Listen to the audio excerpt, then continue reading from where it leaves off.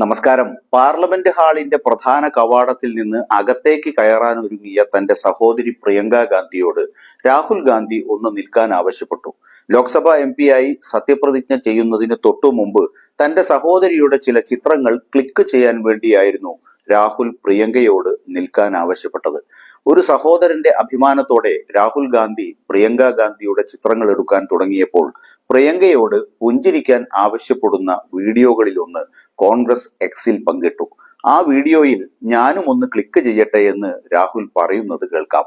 ഒരു നല്ല സഹോദരനെ പോലെ താൻ ക്ലിക്ക് ചെയ്ത ചിത്രങ്ങൾ പ്രിയങ്കയെ കാണിച്ച രാഹുൽ പിന്നീട് അത് എക്സിൽ പോസ്റ്റ് ചെയ്തു. വയനാട്ടിൽ നിന്നുള്ള തകർപ്പൻ വിജയത്തിന് പിന്നാലെയായിരുന്നു പ്രിയങ്കയുടെ സത്യപ്രതിജ്ഞ. പുതുതായി സത്യപ്രതിജ്ഞ ചെയ്ത MP അധ്യക്ഷൻ മല്ലികാർജുൻ ഖാർഗെക്കൊപ്പമുള്ള ചിത്രവും കോൺഗ്രസ് പുറത്തുവിട്ടു. വയനാട്ടിൽ നിന്ന് വിജയിച്ച കോൺഗ്രസ് ജനറൽ സെക്രട്ടറി പ്രിയങ്ക ഗാന്ധി ലോക്സഭാ MP-ആയി സത്യപ്രതിജ്ഞ ചെയ്തത് മലയാളിയുടെ തനത് വേഷമായി അറിയപ്പെടുന്ന സ്വർണ്ണ കസവ് ബോർഡർ ഉള്ള കേരള സാരി ധരിച്ചുകൊണ്ടായിരുന്നു. താൻ പ്രതിനിധീകരിക്കുന്ന നാടിന്റെ സൂക്ഷ്മമായ സൂചനയായി അവരുടെ വസ്ത്രം അടയാളപ്പെടുത്തപ്പെട്ടു.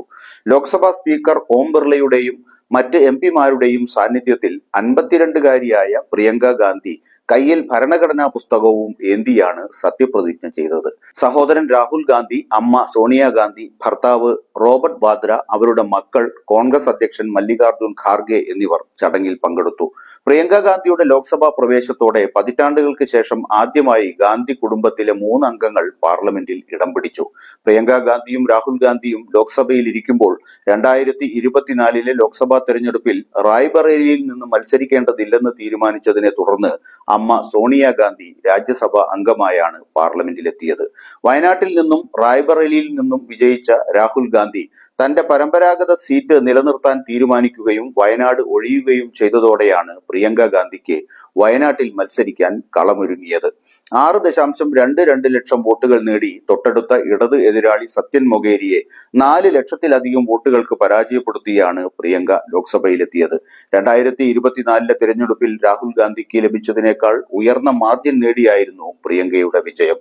തന്റെ വിജയത്തിന് ശേഷം പാർലമെന്റിൽ ജനങ്ങളുടെ ശബ്ദമാകാൻ താൻ ആഗ്രഹിക്കുന്നുവെന്ന് പറഞ്ഞ പ്രിയങ്ക ഗാന്ധി, നിങ്ങൾ എന്നിൽ അർപ്പിക്കുന്ന വിശ്വാസത്തിന് ഞാൻ നന്ദിയുള്ളവളാണ് എന്നും കാലക്രമേണ ഈ വിജയം നിങ്ങളുടെ വിജയമാണെന്ന് നിങ്ങൾക്ക് ശരിക്കും തോന്നുന്നുവെന്ന് ഞാൻ ഉറപ്പാക്കുമെന്നും നിങ്ങളെ പ്രതിനിധീകരിക്കാൻ നിങ്ങൾ തിരഞ്ഞെടുത്ത വ്യക്തി നിങ്ങളുടെ പ്രതീക്ഷകളും സ്വപ്നങ്ങളും മനസ്സിലാക്കുകയും നിങ്ങൾക്കായി പോരാടുകയും ചെയ്യുമെന്നും പാർലമെന്റിൽ നിങ്ങളുടെ ശബ്ദമാകാൻ ഞാൻ കാത്തിരിക്കുകയാണ് എന്നുമൊക്കെ വ്യക്തമാക്കി ട്വീറ്റ് ചെയ്തു.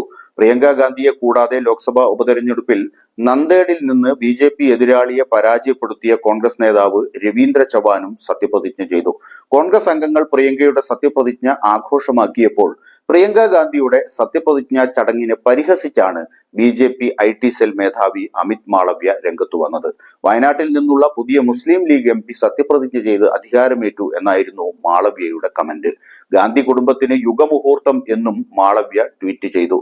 കേരളീയ വേഷത്തിൽ പ്രിയങ്ക ഗാന്ധി പാർലമെന്റിൽ എത്തിയത് മലയാളികൾക്ക് വലിയ കൗതുകമായി. ഭരണഘടന ഉയർത്തിപ്പിടിച്ച് വയനാട് MP-ആയി സത്യപ്രതിജ്ഞ ചെയ്ത പ്രിയങ്ക കേരളത്തിൽ നിന്നുള്ള ഏക വനിതാ അംഗമാണ്. കേരളത്തിൽ നിന്നുള്ള പ്രതിനിധിയായി കേരള സാരിയിലെത്തിയ പ്രിയങ്കയെ വലിയ കയ്യടികളോടെയാണ് കോൺഗ്രസ് MP-മാർ പാർലമെന്റിൽ സ്വാഗതം ചെയ്തത്.